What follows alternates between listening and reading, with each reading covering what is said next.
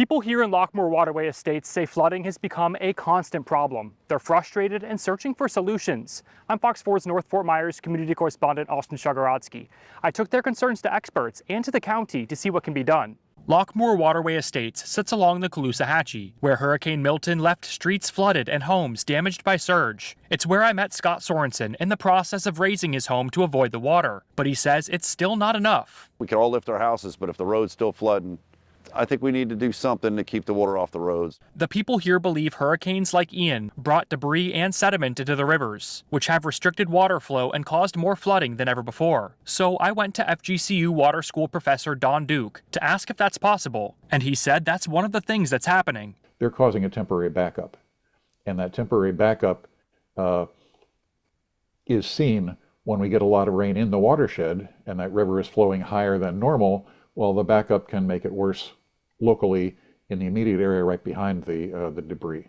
I've shown you that the county and water district clear debris to keep rivers flowing. Here's video of crews removing a problem tree from the Orange River in April. Duke says this work is critical to drainage. The drainage pipes are at a fairly shallow inclination because our land is flat.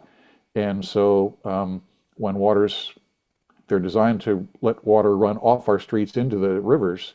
When the river comes up, the water's just coming back up the pipes into the streets. So that's part of the cause, but new development impacts the flooding as well. And the people in Lockmore want to know if anything can be done to stop the water. I took that question to Lee County Natural Resources Director Roland Ottolini. We're also considering looking at removing some obstructing vegetation that's in the way, because that will, it's more friction that causes the water to rise higher than it would normally if it was cleaned.